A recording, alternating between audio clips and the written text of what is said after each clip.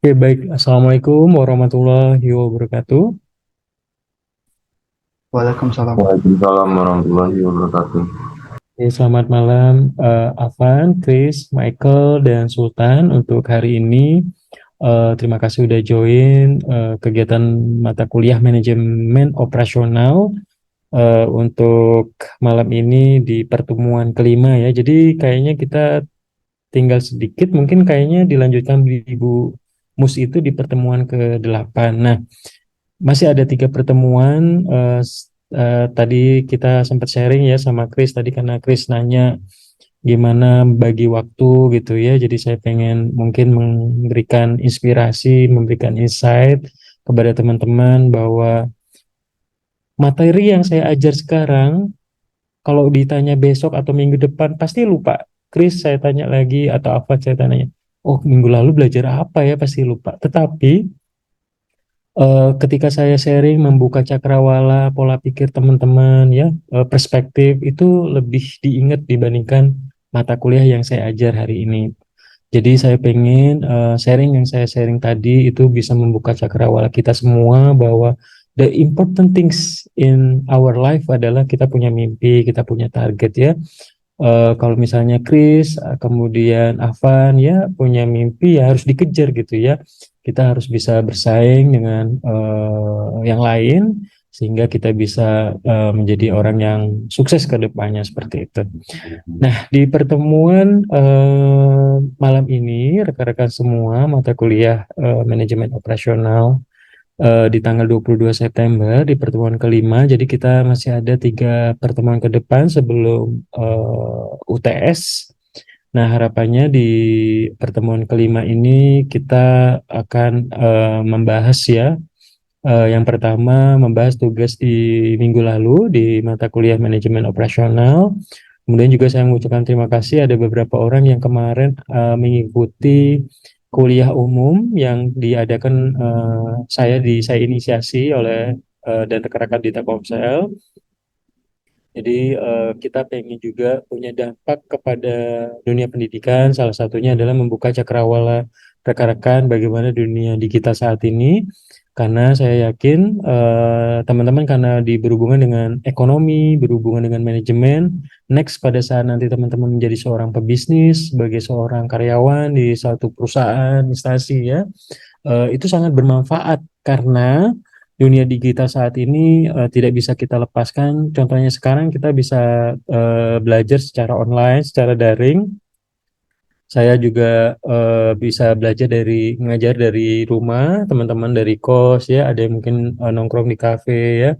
Kemudian ada juga sambil di rumah orang tua dan lain sebagainya. Jadi kita bisa bekerja dan belajar dari mana. Karena di zaman era globalisasi saat ini, apalagi setelah COVID, itu digital nomad itu banyak banget ya. Jadi kita nggak harus kerja di kantor ya. Somehow coba teman-teman lihat di Bali itu banyak sekali para pekerja-pekerja mereka bekerja dari Bali secara remote namun mereka bisa menghasilkan dolar ya, mereka bisa bekerja secara freelance dan lain sebagainya, tapi mereka bisa tetap jalan-jalan dan sebagainya. Enak ya, seperti itu. Dan mereka juga penghasilannya juga nggak main-main. Dengan kemampuan skill, hard skill, soft skill yang mereka miliki, mulai dari programming, desainer, dan lain sebagainya. Saya pengen menginspirasi ke teman-teman bahwa kuliah belajar itu nggak hanya terbelenggu hanya di kelas saja, bahkan even di telekomunikasi pun di dunia IT pun saat ini ya kita nggak harus bertemu di tatap muka di kantor, kita bisa bekerja dari mana aja dengan menggunakan Zoom, kemudian kita tahu deadline ya, merubah pola behavior pembelajaran, pola pekerjaan itu memang awalnya sulit tapi karena sudah kebiasa teman-teman, saya yakin teman-teman bisa merubah polanya sehingga teman-teman itu bisa lebih mandiri. Nah, ini yang diharapkan oleh kampus kita di Universitas Jambi. Mahasiswa itu lebih mandiri karena kalau saya sebagai dosen praktisi, saya akan membuka celah-celah info, insight, dan wawasan teman-teman. Yang menggali itu adalah ya Michael sendiri, Avan sendiri, Kristani sendiri, ataupun rekan-rekan di kelas ini sehingga teman-teman bisa melatih. Misalnya si Michael nih, Michael karena sudah kebiasaan selama 8 pertemuan oleh kegiatan kuliah saya, ternyata bagus nih ketika kita menjadi konten kreator gitu ya, membuat video-video yang menarik, tutorial dan lain sebagainya, dan saya bisa dapat AdSense atau dapat endorsement dari sini, bisa cari uang nih dari sini. Nah, teman-teman bisa buka peluangnya seperti itu. Jadi saya hanya membuka cakrawala aja bahwa di luar sana banyak peluang-peluang yang nggak harus kerjaan formal, kerjaan informal. Ternyata yang menjadi pelaku industri kreatif UMKM itu ternyata berpenghasilan lebih besar gitu ya. Katakanlah misalnya teman-teman bekerja, misalnya di awal-awal bekerja, misalnya digaji 45 juta, kalau teman-teman menjadi pelaku UMKM di bisnis ya, bahkan teman-teman bisa dapat ratusan juta ya per bulan omset bersih misalnya ya dari bisnis. Jadi banyak hal yang teman-teman mungkin harus dibuka cakrawalanya karena banyak sekali peluang-peluang yang bisa kita lakukan sehingga kita bisa melakukan hal-hal yang positif dan mendapatkan uang tanpa harus ya bekerjaan formal saat ini ya karena di luar sana banyak seperti itu. Nah, di minggu lalu saya menceritakan dan sharing ke rekan-rekan semua terkait perkembangan manajemen produksi ya, production management di era modern, bagaimana kita menghadapi tantangan ya. Saya sebagai pelaku UMKM, pelaku usaha, saya merasakan betapa persaingan itu sangat ketat ya. Somehow banyak sekali perusahaan-perusahaan atau pesaing-pesaing yang datang dengan modal yang lebih besar, desain resto yang lebih bagus ya, atau tempat usahanya lebih nyaman dibandingkan usaha kita. Namun yang pasti kita harus berprinsip bahwa inovasi itu dan kreativitas itu selalu harus dilakukan dan selalu berprinsip bahwa rezeki itu nggak kemana. Jadi ketika teman-teman menjadi pelaku usaha atau UMKM seperti saya, kita harus tetap semangat dan motivasi karyawan sehingga bisnis kita tetap bisa running. Even persaingan banyak ya, kemudian teknologi berkembang pesat, kelangkaan sumber daya, kemudian resesi, inflasi dan lain sebagainya.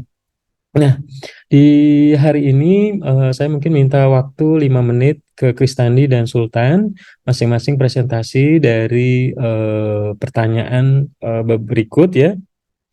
Carilah beberapa kasus manajemen produksi di era modern yang menurut teman-teman perlu dibahas nih, perlu didiskusikan, perlu diceritakan ke kita di kelas sehingga kita tahu perkembangan di era saat ini di era globalisasi terkait production management atau manajemen operasional di era modern. Mungkin siapa dulu, Sultan dulu atau Kristani boleh dipersilakan.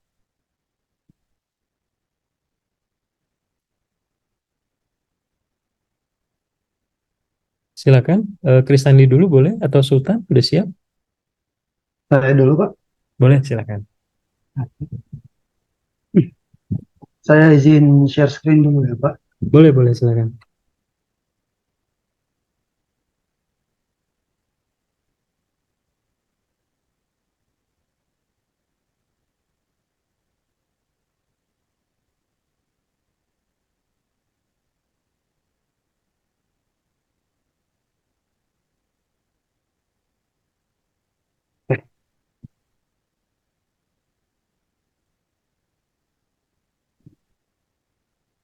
Selamat malam untuk teman-teman sekalian. Pertama-tama saya ingin mengucapkan terima kasih kepada Bapak Bambang Purnomo, SLMM, karena telah memberikan saya kesempatan dan tempat untuk mempresentasikan hasil presentasi pembuatan pekerjaan saya pada minggu lalu, tugas-tugas yang sudah saya buat, mengenai tentang perkembangan teknologi manajemen produksi di era modern sekarang. Saya juga berterima kasih kepada teman-teman yang sudah hadir pada malam ini, mengingat waktunya sudah sangat malam sekali, tapi teman-teman masih berkenan untuk hadir.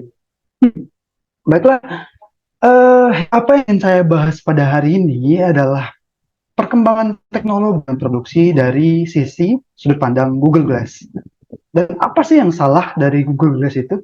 Mohon maaf, teman-teman bisa lihat PowerPoint-nya. Udah jelas? Bagus presentasinya? Silakan. Sudah bisa, Chris. Terima kasih. Kenapa saya bilang di sini apa yang salah? Karena Google Glass sendiri merupakan inovasi yang sangat bagus, tapi kita bisa bilang tidak berakhir begitu baik. Nah, untuk itu, untuk memahami soal ini, kita akan masuk ke 3 poin materi utama. Pertama, apa itu Google Glass? Kedua, awal kehancurannya. Dan ketiga, Apa sih yang salah dan manajemen di baliknya? Kita akan masuk ke yang pertama dulu. Apa sih itu Google Glass? Kalau teman-teman ada yang nanya, itu masih belum tahu ya. Google Glass adalah kacamata yang akan mengubah dunia. Jika teman-teman lihat di sisi kanan ini ada Sergey Brin, salah seorang pendiri Google dan menjadi orang pertama yang memamerkan prototipe Google Glass. Nah, Google Glass itu merupakan kacamata augmented reality, kacamata yang mempunyai teknologi canggih yang dibuat oleh tim Google X, sebuah tim penelitian yang ditujukan untuk membuat teknologi super canggih. Pada 2012 kemarin, mereka membuat inovasi sebuah kacamata yang sebenarnya kalau secara simpel mereka bisa membuat kacamata itu bisa seperti melihat YouTube, di kacamata itu bisa video call, bisa jadi kamera dan lain-lain. Nih, di sini kita bisa lihat ini. Ada kacamatanya ini, ada Google Glass di sini. Pertama kali prototipenya itu ada di tahun 2012, tapi itu masih untuk dipamerkan saja. Karena pertama kali disebarluaskannya adalah pada tahun 2013. Kacamata ini memiliki kamera, di lensanya memiliki kualitas augmented reality, juga memiliki software di dalamnya. Google Glass merupakan inovasi dari Google yang berupa sebuah kacamata yang memiliki banyak fitur yang biasa kita temukan pada ponsel pintar pada waktu itu. Nah, kita bisa lihat di sini bagus sekali nggak sih? Karena pada waktu itu 2012 juga sebenarnya kalau kita pikir-pikir uh, handphone pada waktu itu smartphone pun apa yang ada di dalamnya pun masih tidak sebanyak sekarang ya. Sedangkan kacamata ini sudah datang dengan fitur-fitur dari smartphone dalam bentuk kacamata. Tentunya ini sangat menarik sekali dan menjadi gebrakan besar pada waktu itu. Nah, ini kembali lagi kenapa sih bisa gagal? Ya, kita masuk ke poin materi kedua, awal kehancurannya. Ini berhubungan dengan tidak sesuainya ekspektasi dari para pengembang Google Glass ini dengan kenyataan. Dengan banyaknya fitur yang diberikan Google Glass, sudah pasti pihak Google, terutama para pengembang, memiliki ekspektasi tinggi terhadap produk dan inovasi yang satu ini. Sayangnya, perkiraan tersebut meleset. Google Glass bukannya menjadi barang yang menjadi trendsetter untuk bertahun-tahun ke depan, justru penjualannya semakin turun dari waktu ke waktu. Kenapa sih bisa begitu? Akan kita bahas di slide selanjutnya. Penjualan yang terus menurun. Semenjak prototipenya diluncurkan, Google Glass terus-terusan turun dalam segi performa perusahaan. Di tahun 2012 kita bisa lihat prototipe Google Glass diperkenalkan pertama kali oleh Sergey Brin. Dan pada tahun 2013 setelah mereka mendapatkan investasi yang cukup banyak, setelah mendapatkan persetujuan yang cukup banyak, penjualan secara publik pun disebar.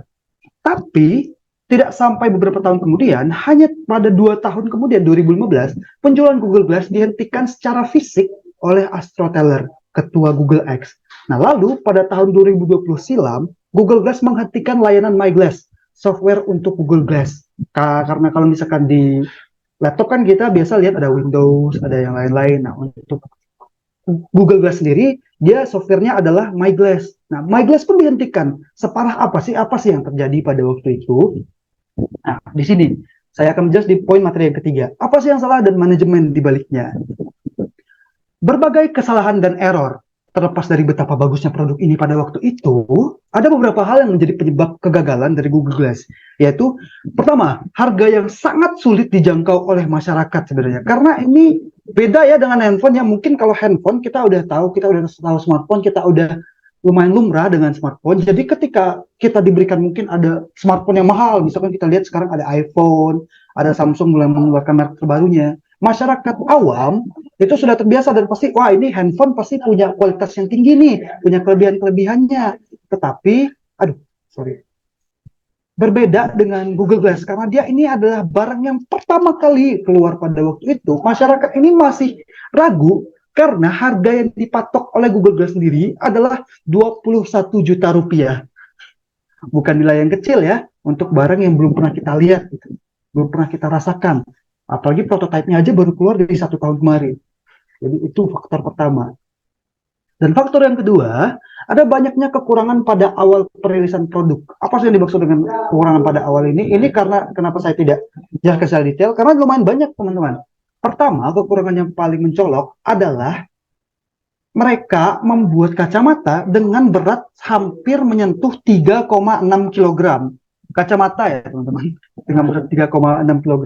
Itu awalnya sudah pasti menimbulkan pertanyaan dari masyarakat, kenapa berat sekali dan segala macam. Nah, masalahnya yang kemudian muncul adalah kacamata ini tidak boleh dipakai oleh pemerintah, dilarang oleh pemerintah. Kenapa? Beberapa negara menganggap kacamata ini bisa membahayakan masyarakat karena ketika kita pakai kacamata seperti ini kan kemudian kita bisa nonton YouTube dan segala macam di kacamata ini, tentu saja kayak kalau ketika kita berkendara gimana ya kalau misalkan dia nonton YouTube rawan kecelakaan dong. Jadi beberapa eh, negara melarang peredaran Google Glass. Kenapa saya bilang ini termasuk faktor? Karena kekurangannya muncul di awal. Ini termasuk faktor yang cukup penting juga ya teman-teman. Karena ketika kita mendapatkan citra yang buruk di awal, ketika bahkan kita sudah memperbaiki produk, susah untuk kembali mendapatkan citra yang baik. Bisa tapi sulit. Nah, nomor tiga, faktor yang ketiga adalah kurang fashionable. Ini kita sepertinya tidak perlu dijelaskan, tapi teman-teman sudah tahu lah. Orang-orang ingin memakai sesuatu yang terlihat keren. Siapa sih yang mau pakai kacamata yang bentuknya seperti ini gitu? Kacamatanya berat, kemudian desainnya kita bisa bilang monoton gitu. Nggak begitu banyak orang yang mau memakai kacamata itu. Orang-orang masih memilih untuk mereka terlihat fashionable sambil memakai smartphone aja. Nah, faktor yang keempat adalah waktu yang kurang tepat. Nah, ini saya ambil dari kata-kata Pak Bambang juga, karena pada waktu itu Pak Bambang menjelaskan kepada saya bahwa sebuah produk, sebuah inovasi, terkadang bukan inovasinya yang salah, tapi waktunya yang kurang tepat. Ini berhubungan juga dengan permintaan para orang-orang tadi, permintaan yang memengaruhi kapan sih orang mau ini, kapan sih mau itu, era-eranya. Mungkin saja di masa depan Google Glass ini bisa muncul kembali dan menjadi inovasi yang kembali melejit. Karena kita sering lihat kan sekarang kacamata AR yang bulatnya gede itu secara tidak langsung Google Glass juga pasti ikut andil dalam itu. Menjadi suatu inspirasi ya kita bisa bilang. Nah, lanjut, kesalahan di balik manajemen Google Glass. Manajemen juga menjadi salah satu penyebab gagalnya Google Glass. Alasannya pertama, kurangnya pertimbangan, konfirmasi, serta research. Ada banyak problematika yang muncul akibat kurangnya hal-hal ini, dan contohnya telah saya cantumkan di slide sebelumnya.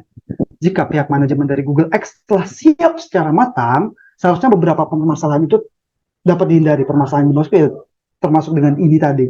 Teman-teman jika ingin lihat PPT-nya bisa saya kirim nanti. Apa yang dimaksud dengan kurangnya pertimbangan, konfirmasi, serta research?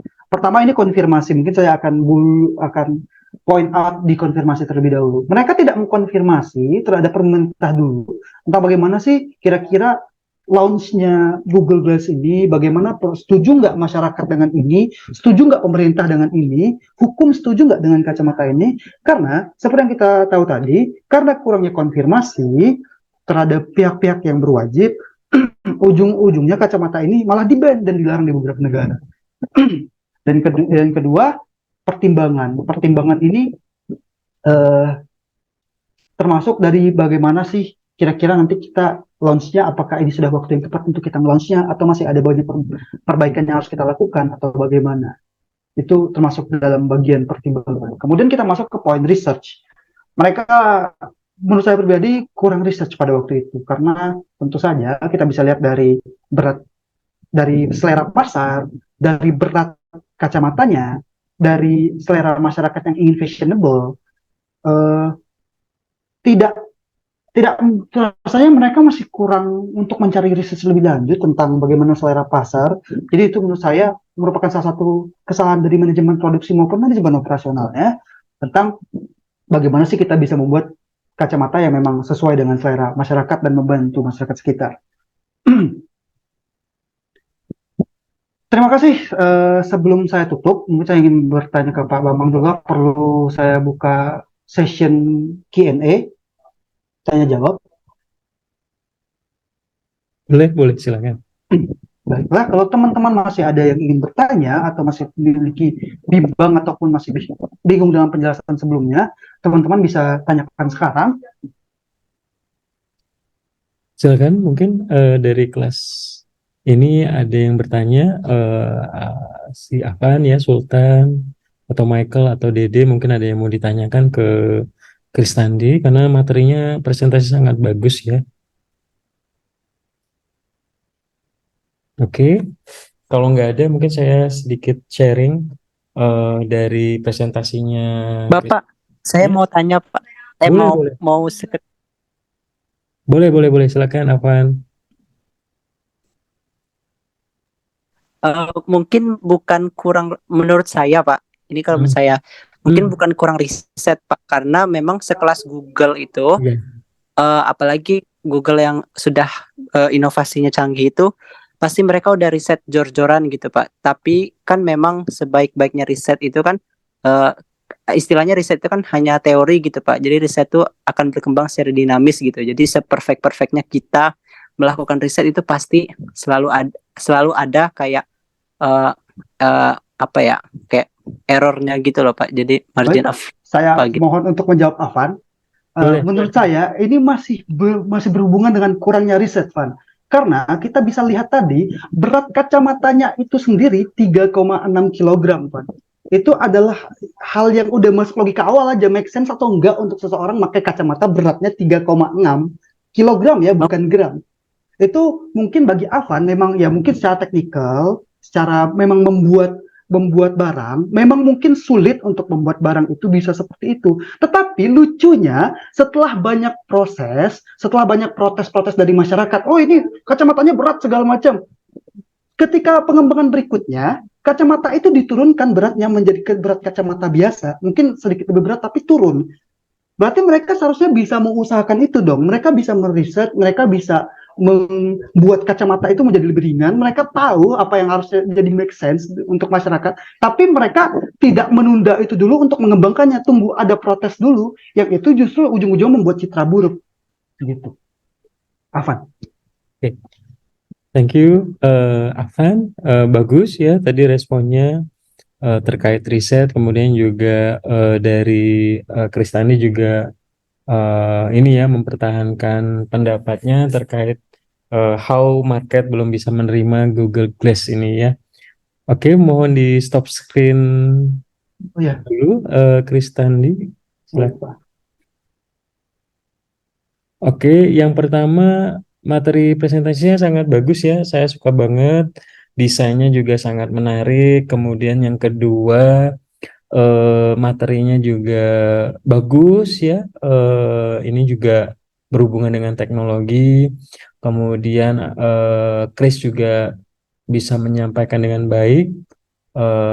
Kelihatan ya cara komunikasinya. Kemudian juga menampilkan informasi di slide poin per poinnya juga sangat gampang dipahami, dan saya sangat appreciate dengan mahasiswa-mahasiswa yang seperti ini karena sudah terlatih untuk bisa berkomunikasi dan presentasi di orang banyak dengan baik ya, karena ini kemampuan yang harus teman-teman latih, tidak hanya nilainya bagus tapi how to good speakers ya, komunikasinya juga harus benar-benar dilatih. Nah, terkait Google Glass, jadi saya pengen juga sharing. Jadi teman-teman pasti beberapa waktu yang lalu, mungkin teman-teman masih SD katakanlah ya, mungkin masih SD atau SMP. Jadi kalau saya di tahun 2008, 2009 ya kayaknya itu lagi nge-hype BlackBerry ya. Kemudian BlackBerry ini sangat banyak digandrungi oleh orang-orang karena kita bisa chatting dengan gratis ya, asalkan menggunakan BlackBerry Internet Service, dan kita bisa chatting dengan orang lain. Kemudian ada di grup ya, yang sesuatu yang sebelumnya belum pernah dilakukan karena harus menggunakan fungsi SMS dan berubah ke BlackBerry. Namun ya, BlackBerry juga mengalami hal yang sama seperti yang dilakukan atau dialami oleh Google Glass. BlackBerry harus collapse, kemudian harus tutup. Even pas di akhir-akhir si BlackBerry ini collapse ya, dia membuat BlackBerry yang berbasis Android. Namun karena market sudah beralih dan mereka sudah berpindah ke Samsung, ke iPhone ya, yang secara teknologi lebih maju ya, finally akhirnya BlackBerry pun ditinggal dan sekarang juga tinggal nama. Kemudian ada yang namanya Kodak. Jadi Kodak ini tidak mengadopsi teknologi digital, masih mengadopsi teknologi analog, dan sekarang orang bisa dikatakan sudah mulai pelan-pelan ya meninggalkan teknologi kamera, nggak perlu berat-berat bawa kamera DSLR yang berat ya, atau menggunakan kamera mirrorless yang memang sedikit lebih ringan ya. Saya pun bisa dikatakan ketika membuat vlog di YouTube itu bisa dikatakan 90% itu saya ngambil video itu menggunakan iPhone. Jadi jarang banget saya menggunakan mirrorless saya, but somehow beberapa saya mengambil lewat mirrorless karena berat. Tapi kalau misalnya kita menggunakan iPhone, kameranya cukup oke, kemudian kualitasnya bagus, kemudian bisa langsung kita edit dan langsung kita posting. Jadi memang lebih simple. Nah, Kodak ya tidak bertransformasi ke digital, finally dia juga collapse. Kemudian Nokia ya, Nokia pada saat zaman saya kuliah ya tahun 2000-an ya, 2003 saya masuk kuliah itu ketika pakai handphone Nokia tuh udah keren banget lah. Istilahnya kayak sekarang pakai iPhone lah istilahnya gitu ya. Pokoknya keren banget lah sudah pakai Nokia gitu ya. Kemudian berangsur kemari ya, kemunculan iPhone di tahun 2009, kemudian BlackBerry, Samsung ya, LG dan yang lainnya yang berbasis Android. OS Symbian yang dijalankan atau diadopsi oleh Nokia itu mulai ditinggalkan karena tidak bisa mengikuti teknologi yang baru. Kemudian juga CEO Nokia terakhir ya, kemudian mereka mengadopsi Windows dan Windows Phone pun yang dibuat oleh Nokia tuh gagal gitu ya. Jadi tidak bisa bersaing, akhirnya Nokia tidak ditinggalkan oleh para pesaing-pesaingnya. Tiga pelajaran ini yang memang menurut saya menjadi pelajaran buat kita ketika suatu perusahaan itu tidak bisa bertransformasi dan berubah, itu kita bisa ditinggalkan. Saya coba pengen sharing ke rekan-rekan, tadi saya coba buka website yang mungkin teman-teman tahu juga ya, yang suka teknologi karena saya sangat mengikuti teknologi, makanya saya sedikit bisa sharing. Nah, ini adalah Apple Vision Pro. Jadi ini adalah teknologi augmented reality, ya. Jadi ini sangat menarik. Eh, Apple menerbitkan Apple Vision Pro ini di tahun 2023 ini dengan harganya 30 jutaan something ya kalau nggak salah. Ada beberapa tipe dan harganya memang cukup eh, mahal ya kalau produk-produk Apple ini ya kita lihat. Jadi ya memudahkan orang gitu ya untuk bisa nonton, bisa somehow bisa bekerja, entertainment ya dan lain sebagainya. Dengan seperti ini kita coba lihat ya seperti apa gitu ya. Jadi kita melihat bahwa teknologi ini sesuatu yang baru yang mungkin kurang lebih kita bisa mempelajari seperti apa Google Glass kalau memang sekiranya kedepannya itu diadopsi dan bisa maju ya. Menurut saya segala sesuatu itu pasti karena masih baru ya. Orang juga masih belum banyak membutuhkan terkait teknologi ini sehingga ya masih belum familiar seperti itu. Oke, selanjutnya selain Apple Vision Pro yang memang bagus sebenarnya secara teknologi, namun secara masyarakat dunia mungkin masih belum terbiasa dan membutuhkan ya. Jadi gaungnya pun masih belum belum diterima dan kemudian teman-teman ya, Google itu adalah yang menciptakan operating system Android yang mungkin teman-teman gunakan saat ini. Jadi yang pengen saya sampaikan ke rekan-rekan semua di sini bahwa Google itu secara Android pasti secara sistem karena dia membuat dan menciptakan operating system tersebut harusnya produk yang dibuat yaitu Google Pixel yang memang merek mereka sendiri harusnya lebih sukses. But ya kalau dari data edisi ya International Data Center gitu ya, itu menunjukkan bahwa Samsung ya, bahkan Vivo, Oppo, Xiaomi, Apple itu mengalahkan shifting penjualannya dibandingkan oleh Google. Jadi yang pengen saya sampaikan bahwa somehow beberapa perusahaan itu nggak semua produknya itu bisa diterima oleh market ya, seperti Google Glass mungkin belum saatnya di waktu tersebut, mungkin di 5 atau 10 tahun yang lalu ketika Google Glass itu diluncurkan dengan harga yang cukup pricey, masyarakat juga belum menerima, kemudian juga beberapa aturan regulasi pemerintah belum bisa menerima Google Glass tersebut gitu ya. Kemudian harganya juga termasuk mahal, kemudian cukup berat di 3 kiloan, dan ini menjadi pelajaran bahwa kita nggak semua produk, walaupun produk itu menghabiskan riset pengembangan yang sangat mahal ya, nggak mungkin sekelas Google itu membuat produk asal-asalan dan tidak membuat riset yang mendalam. Mereka adalah perusahaan kelas dunia ya, salah satu perusahaan top ya, top 5 besar Forbes ya, perusahaan terbesar. Harusnya mereka pasti memiliki tim riset yang kuat, riset and development tim yang kuat, dan ya itu tadi saya sampaikan, nggak semua produk itu bisa optimal untuk dijual. Ya sama seperti di bisnis, nggak semua produk yang kita jual itu bisa diterima market ya. Contohnya tadi sendiri Google Pixel ya, misalnya ya, hanya karena harganya juga cukup pricey nih, misalnya contohnya ya, yang Google Pixel 7 Pro ini harganya 974 Singapura dolar ya, mungkin di angka sekitar belasan juta ya. Dan ini juga cukup mahal ya, segmented ya, yang menggunakan produk ini. Jadi yang pengen saya sampaikan adalah bahwa nggak semua produk itu bisa diterima oleh market. Jadi pada saat Google membuat produk-produk tersebut, Google Glass, ketika dia nggak diterima, berarti dia harus melakukan menciptakan produk yang lain yang memang mungkin diterima oleh market seperti itu ya. Jadi dia fokus ke search engine-nya gitu ya, Google bisnisnya, kemudian ke aplikasi Android-nya, jualan software aplikasi berbayar di Play Store, menggandeng dengan pengembang developer misalnya seperti itu, mungkin itu yang memang menghasilkan cuan lebih dibandingkan ketika dia jualan Google Glass seperti itu, karena memang banyak yang dihadapi seperti aturan pemerintah, harga yang mahal, masyarakatnya belum siap untuk menerima teknologi tersebut, sama seperti yang tadi Apple Vision ya seperti itu.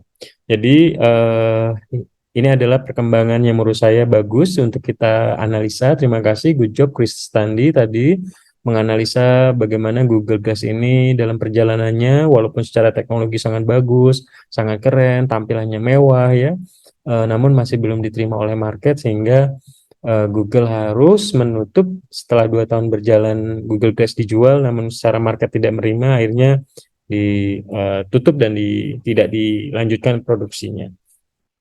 Oke, mungkin bisa menjawab insight dan apa yang saya amati terkait perkembangan teknologi Google Glass dan beberapa produk sejenis yang mungkin bisa menjadi masukan bahwa semua proses di manajemen produksi itu benar-benar harus membutuhkan riset yang mendalam dan harus bisa diterima oleh market. Kalau market belum menerima, berarti prosesnya adalah kita harus mengedukasi market tersebut sehingga produk kita bisa diterima. Oke, selanjutnya saya persilakan kepada Sultan untuk melanjutkan 5 menit terkait hasil temuan di manajemen produksi di era modern. Silakan Sultan.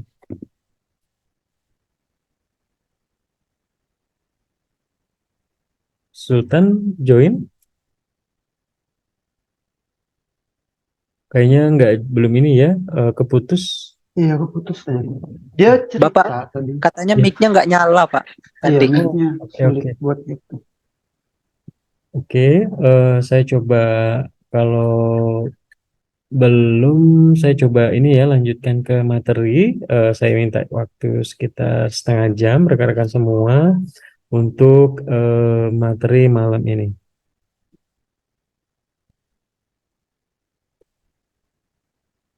Oke, baik. Terima kasih tadi Chris sudah cukup bagus ya, udah bisa membuka cakrawala kita bagaimana manajemen produksi di era modern saat ini bekerja. Selanjutnya saya melanjutkan manajemen produksi di materi malam ini. Yang pertama adalah terkait daya saing. Nah, daya saing ini menjadi sangat penting, sama seperti manusia, kita lulusan Unja harus bisa berdaya saing sehingga bisa mendapatkan pekerjaan yang layak, yang bagus gitu ya. Seperti pada saat misalnya Chris atau Ava, nanti teman-teman pada saat lulus dari Unja, wisuda pasti teman-teman cepet-cepetan nih mau kerja di mana gitu ya. Berkompetisi, ikut tes ya, mau ikut tes PNS atau tes di BUMN gitu ya. Teman-teman berkompetisi sehingga yang terbaik lah yang akan dipilih karena yang melamar kerja juga banyak seperti itu. Jadi kita harus benar-benar berkompetisi sehingga bisa memenangkan persaingan. Begitu juga di dalam manajemen produksi ataupun di perusahaan ya, di dalam suatu organisasi yang berfokus pada laba, bahwa daya saing ini sangat penting ya untuk diperhatikan oleh manajemen operasional. Ini kaitannya yang pertama itu kita bisa melihat dari aspek quality atau kualitas, kemudian berkaitan dengan cost, berkaitan dengan speed of delivery, kemudian juga keandalan penyerahan atau reliability of delivery. Jadi kualitas itu bagaimana kita bisa membuat barang yang berkualitas ya, no defect produk, kualitas yang bertahan lama gitu ya. Seperti Apple ya, membuat kualitas produk yang sangat bagus, even secara price mereka menengah ya, atas ya. Harganya mahal tapi secara kualitas bagus sehingga orang tetap nyaman dengan menggunakan produk mereka seperti itu.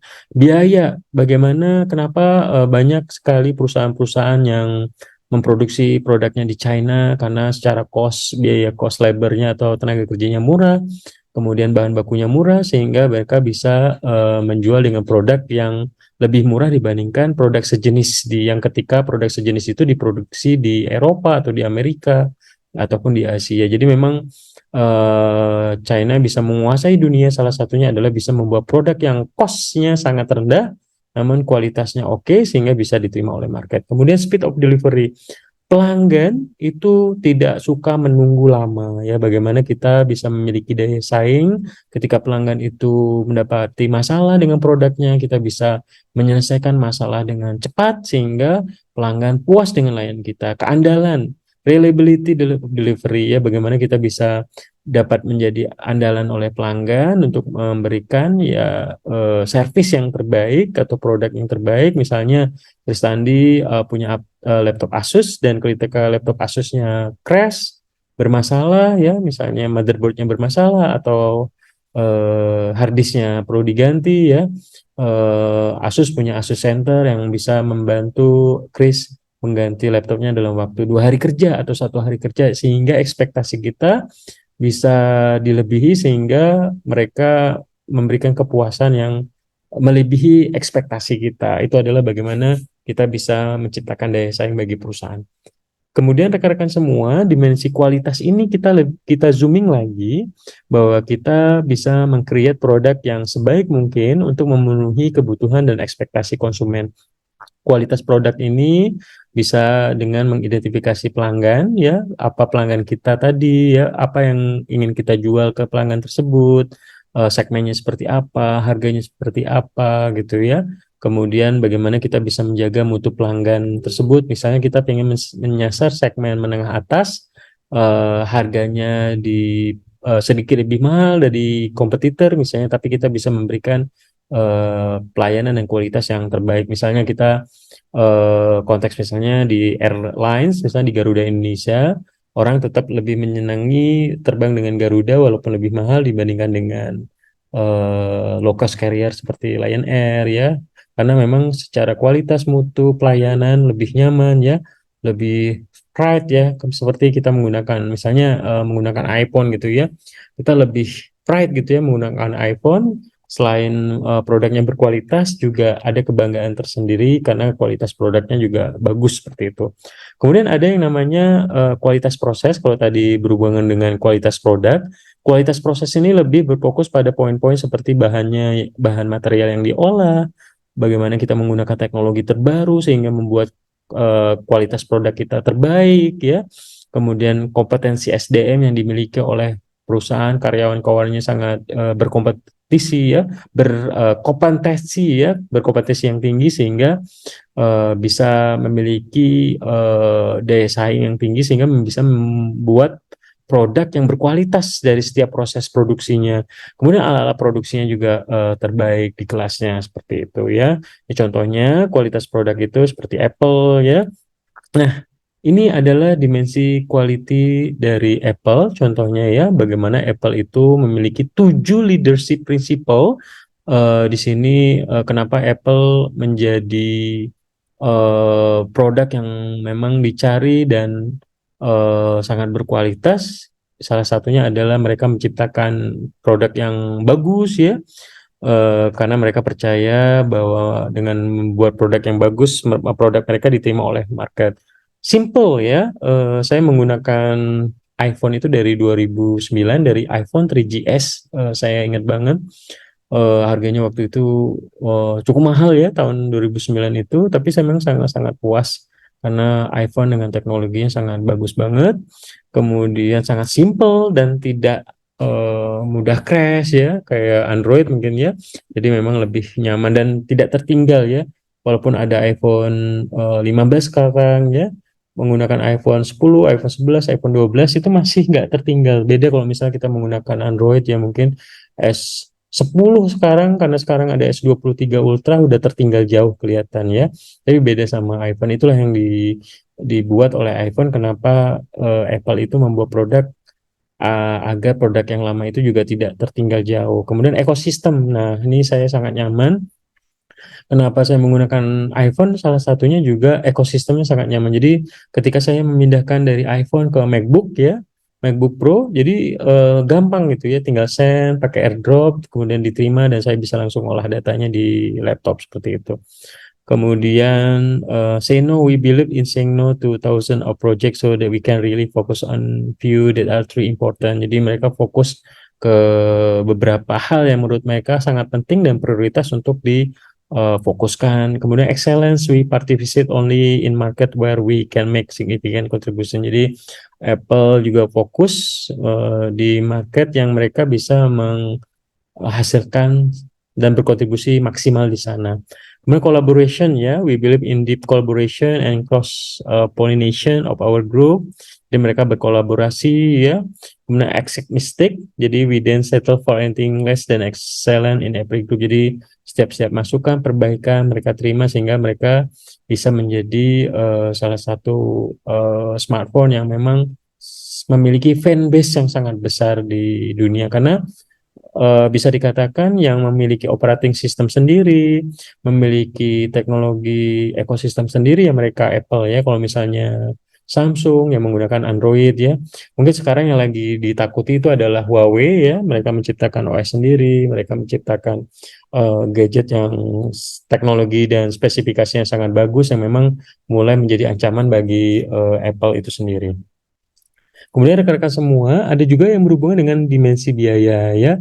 Dimensi biaya ini merupakan salah satu dimensi aspek yang harus diperhatikan ketika konteks yang kita bicarakan adalah berkaitan dengan daya saing.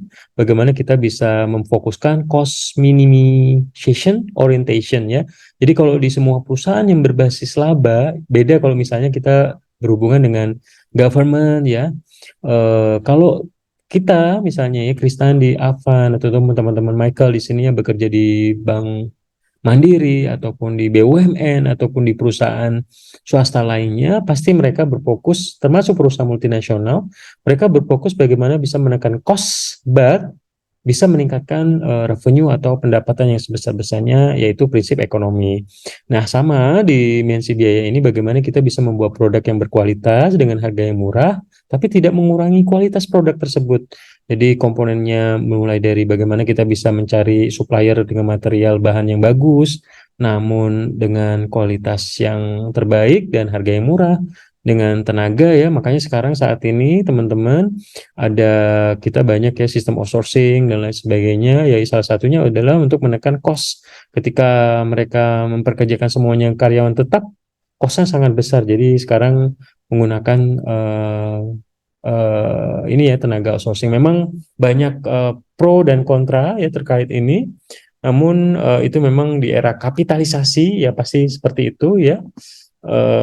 Tetap ini terjadi. Kemudian biaya overhead ya, biaya lain-lain yang memang menjadi hal yang harus diperhatikan oleh manajemen agar biaya overhead ini bisa ditekan, biaya variabel itu bisa ditekan, termasuk biaya tetap bisa dikurangi ya. Jadi harus benar-benar efisien Beda mungkin kalau misalnya perspektifnya kita bekerja di pemerintahan ya, bagaimana menghabiskan anggaran untuk membuat kegiatan, activity, pelayanan dan lain sebagainya. Tapi kalau di perusahaan yang berfokus pada laba, ataupun saya sebagai seorang pelaku pebisnis atau UMKM, skala usaha kecil menengah ataupun usaha korporasi yang besar, mereka berfokus bagaimana menekan cost dan bisa memaksimalkan revenue atau laba perusahaan sebesar-besarnya. Kemudian rekan-rekan semua, aspek dimensi yang lain yang memang harus diperhatikan adalah berhubungan dengan speed of delivery, di mana perusahaan itu harus bisa menyerahkan produk dengan jasa itu lebih cepat dibandingkan perusahaan saingan ya gitu. Tapi kalau misalnya kita responnya lambat ya, kita akan ditinggalkan, mereka akan switch ke kompetitor karena di era saat ini kecepatan pelayanan itu lebih diutamakan dibandingkan yang lain karena pelanggan itu malas nunggu ya seperti itu. Kemudian keandalan penyerahan, reliability of delivery ya, kemampuan perusahaan untuk bisa menyerahkan produk atau jasa tepat sesuai dengan atau lebih cepat daripada waktu yang dijanjikan. Jadi misalnya tadi si Afan servis Asus janjinya 2 hari, ternyata 1 hari sudah dikabarkan, Pak Afan laptop Asusnya sudah bisa diambil.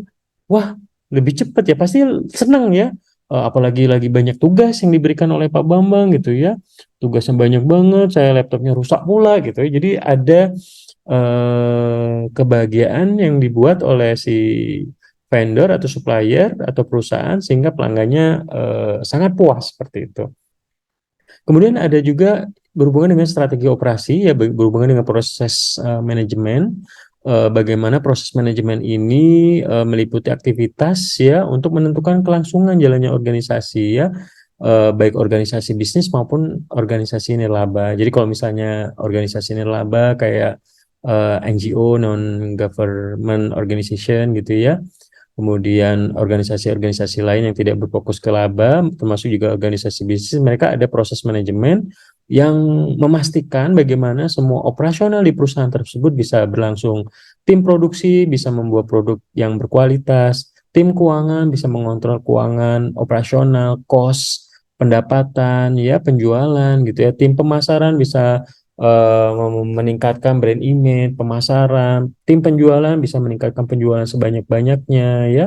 Tim HCM memiliki tim yang kuat untuk bisa melatih, mencari tim yang terbaik, kemudian membuat aturan yang tegas sehingga semua karyawan bisa mengikuti arahan dari perusahaan, misalnya seperti itu.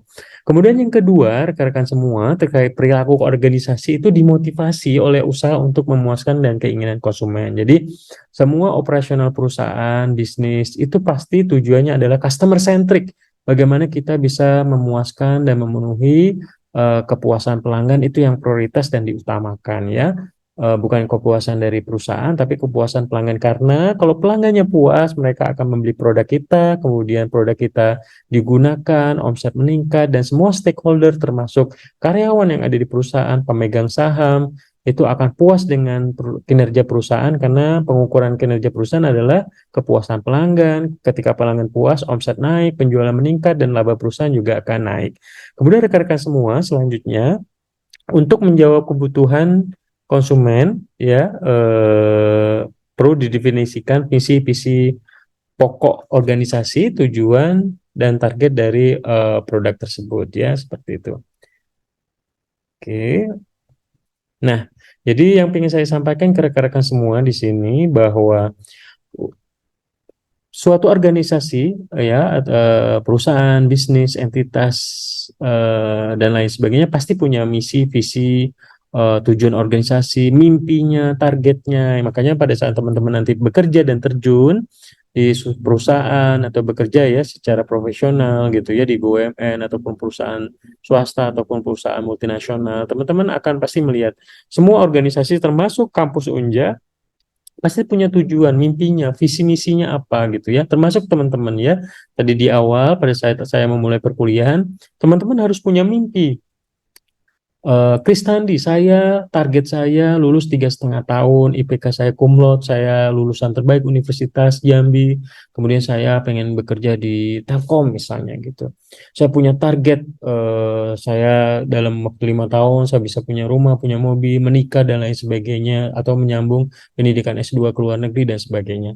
Jadi kita punya visi misi. Begitu juga perusahaan, entitas organisasi, bisnis ya, pasti punya visi misi untuk menentukan arah direction ya, tujuan perusahaan mau dibawa kemana perusahaan tersebut.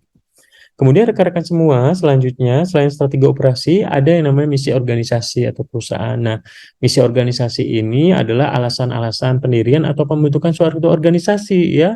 Kenapa organisasi dibuat? Misalnya memproduksi atau menyediakan produk jasa yang dibutuhkan oleh pengguna yang menjadi pelanggan dengan memuaskan. Jadi ketika kita tujuannya adalah customer centric, semua orang misalnya di Toyota Astra International misalnya fokus pada customer centric, bagaimana menciptakan mobil yang hemat energi, mobil keluarga nyaman ya.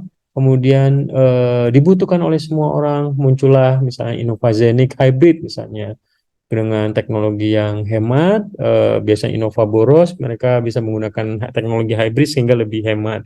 Kemudian bisa juga kepada pihak yang berkepentingan, misalnya pemilik perusahaan, manajemen karyawan, pelanggan perusahaan, customer masyarakat, pemerintah, lembaga keuangan. Ya, jadi misi organisasi ini lebih bagaimana kita bisa memiliki target, mimpi, arahan agar perusahaan itu bisa berjalan seperti itu. Kemudian rekan-rekan semua, ada yang namanya tujuan. Tujuan ini bagaimana lebih ke rumusan untuk mimpi yang ingin dicapai oleh perusahaan tersebut. Misalnya tujuannya tahun ini kita bisa mencapai target penjualan di angka berapa persen? 20% dari tahun sebelumnya misalnya. Bagaimana perusahaan kita bisa berlangsung dan terus tumbuh. Kemudian pelanggannya loyal misalnya ya, customer satisfaction, customer loyalty indexnya meningkat. Market share kita dari sebelumnya 50% jadi 70% misalnya ya. Kemudian outputnya ya berupa di sini berkualitas siap pakai, dunia kerja setelah lulus maksimal 1 tahun, lembaga pendidikan ini contohnya ya, misalnya di Universitas Jambi.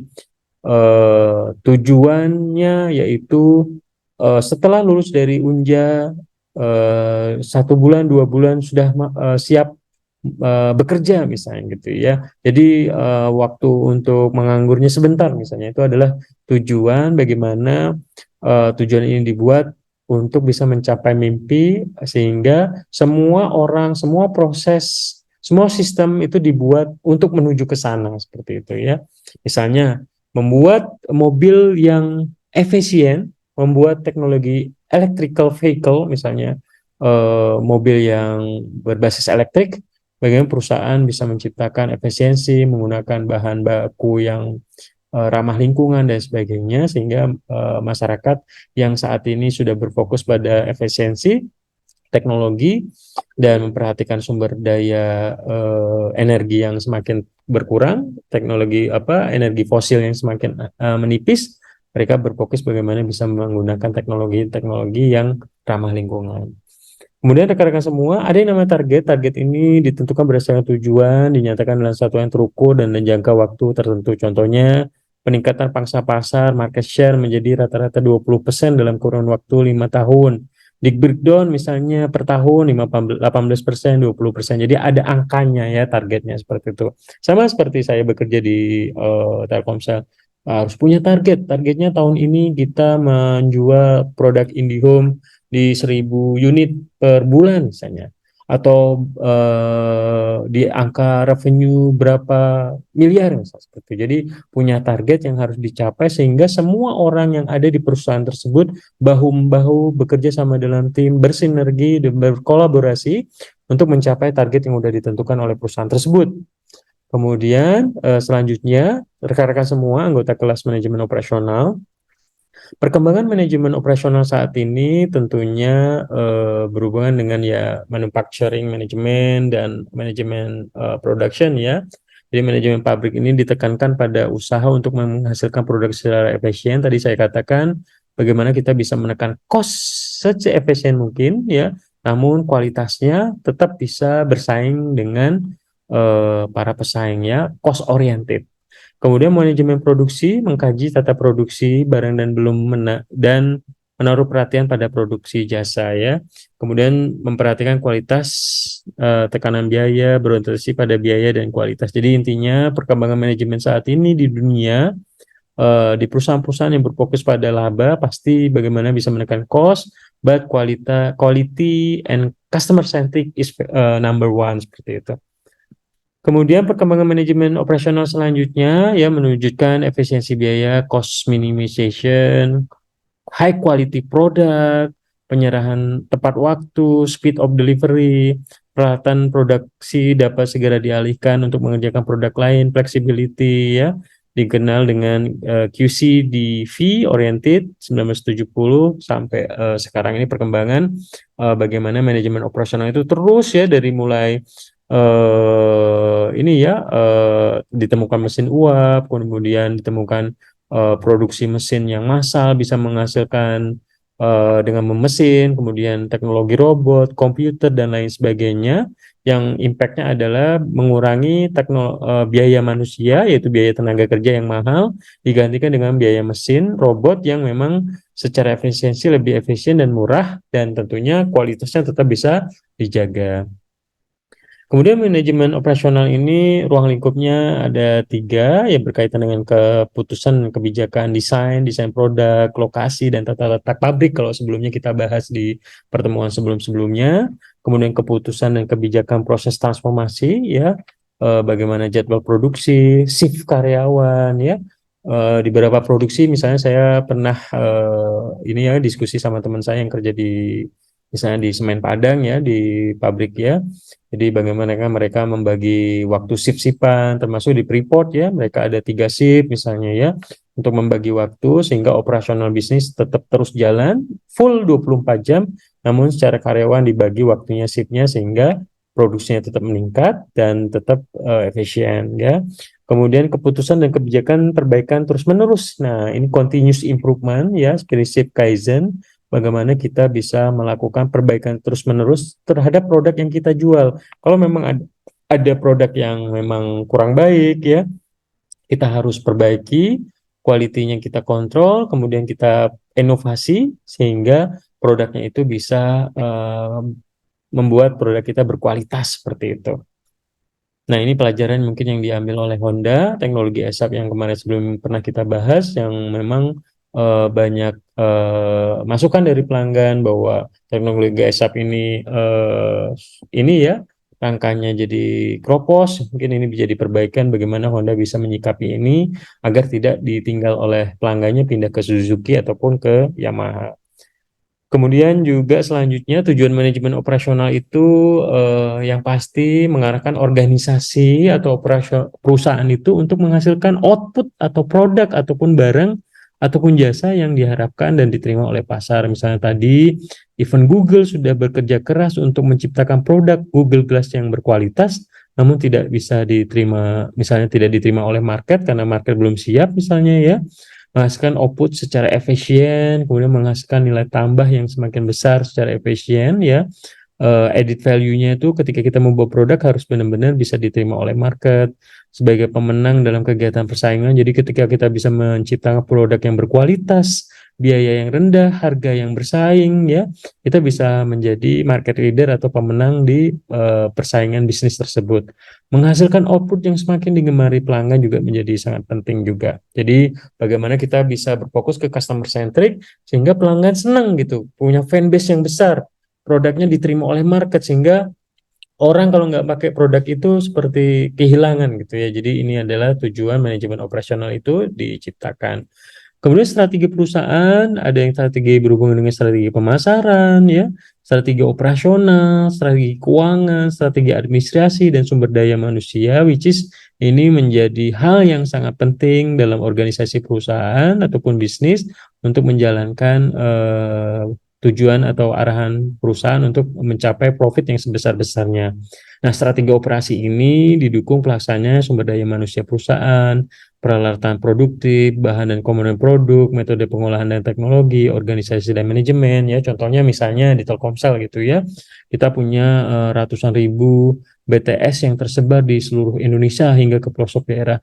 Kenapa salah satunya Telkomsel bisa menguasai pangsa pasar terbesar dengan jumlah pelanggan lebih dari 170 juta pengguna Telkomsel di seluruh Indonesia? Karena kita di pelosok-pelosok daerah pun kita bisa memiliki sinyal ke pelosok daerah. Bahkan di pulau-pulau terluar yang mungkin operator lain nggak mau berinvestasi di sana karena mahal dengan menggunakan teknologi satelit. Tapi karena kita operator milik bangsa, milik Telkom, kita harus melayani masyarakat hingga ke pelosok daerah sehingga masyarakat itu tuh bisa terhubung dengan konektivitas dari telekomunikasi, dengan internet, telepon, SMS, dan lain sebagainya. Dengan teknologi yang semakin canggih, perkembangan teknologi ke 5G, dengan tim dan karyawan yang memiliki kompetensi yang baik, ini harapannya bisa memberikan kualitas sinyal hingga ke pelosok daerah. Itu salah satu contoh bagaimana perusahaan telekomunikasi yang menjual jasa telco, konektivitas, bisa memberikan layanan terbaik kepada pelanggannya. Ada juga perbankan, ada juga perusahaan-perusahaan distribusi produk, Unilever dan lain sebagainya tentunya bisa berfokus pada produk dan jasa yang dihasilkan yang tentunya berfokus pada pelanggan. Kemudian strategi operasi selanjutnya ada production dan customer service. Bagaimana kita bisa memberikan pelayanan yang terbaik bagi customer, ada layanan call center, contact center ya. Tujuan perusahaannya adalah pasti bagaimana kita bisa memberikan kepuasan pelanggan nomor satu. Kenapa Bank BCA itu di salah satu menjadi bank nomor satu? Ya salah satunya adalah karena dia berfokus pada pelanggan ya, security-nya ramah, kemudian teknologi yang diadopsi sangat canggih sehingga pelanggan itu merasa terlayani dengan baik, ya nggak perlu ngantri lama, satset selesai gitu ya. Jadi ini menjadi sangat penting bagi suatu organisasi untuk berfokus. Kemudian rekan-rekan semua, selanjutnya lingkup strategi itu mulai dari desain proses, ya teknologi produksi, perencanaan dan pengendalian produksi, ada juga quality control ya, ada ISO, pernah dengar ya teman-teman, ISO 2001, ISO 9000 something gitu ya. Ini terkait pengendalian mutu, ada yang namanya total quality management ya. Bagaimana produk-produk yang diciptakan dalam manajemen produksi atau manajemen operasional itu bisa dikontrol dengan standar dan mutu yang terstandarisasi. Jadi antara cabang A, cabang B, cabang C itu sama seperti itu ya. Jadi event di perusahaan jasa itu sama, termasuk di perusahaan produk atau barang. Perusahaan jasa banyak standarisasinya ya, misalnya di perbankan ya, mereka punya standarisasi ISO, termasuk di Telkomsel juga misalnya ya, ada audit ya, pelayanan dan lain sebagainya, agar kita bisa terus berfokus bagaimana bisa meningkatkan, dan fokusisasinya ya istilahnya ya, adalah bagaimana kepuasan pelanggan itu terjaga. Kemudian juga sistem kompensasi kepada karyawan yang bisa memberikan pelayanan terbaik ya, misalnya seperti sehingga semua karyawan itu bisa berkontribusi maksimal untuk ke pelayanan atau fokus ke customer centric, penataan organisasi fungsi produksi dan lain-lain sebagainya. Jadi lingkup strategi operasi itu cukup luas, bagaimana kita bisa berfokus untuk mewujudkan visi dan misi perusahaan dalam kegiatan operasi produksi. Oke, rekan-rekan semua, untuk tugas kelima minggu depan, jadi saya pengen teman-teman belajar bagaimana untuk bisa membuat role play as salesman ya. Jadi saya udah bagi di sini untuk Afan, karena jumlah kelas kita cuma 7 orang, jadi Afan nanti bantu juga si Michael.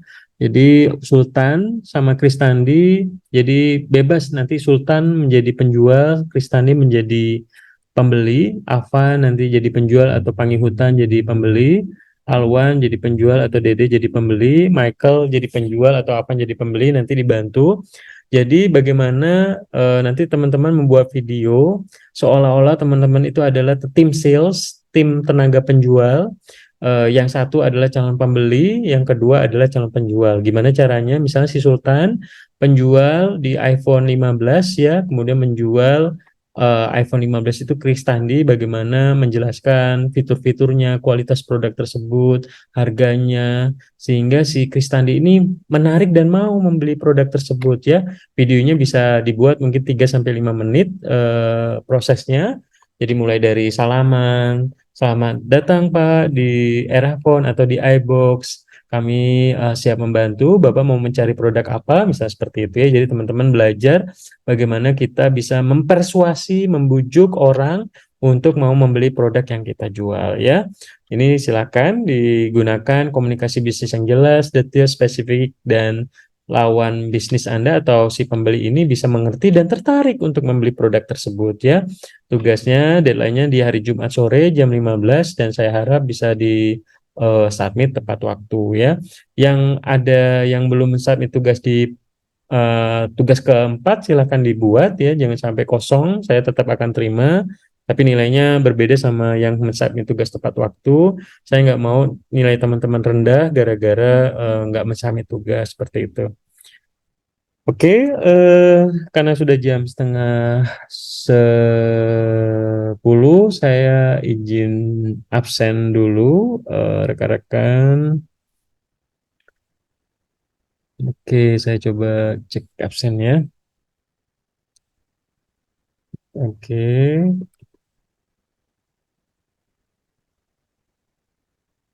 nah untuk tugas 5 nanti teman-teman ini ya, teman-teman nanti bisa silahkan di sheet tugas 5 tinggal diposting di sini linknya untuk tugas pembahasannya. Untuk yang kemarin ikut webinar digital internet marketing, terima kasih Avan, Michael, Kristandi, dan Sultan ya untuk sudah berkenan hadir.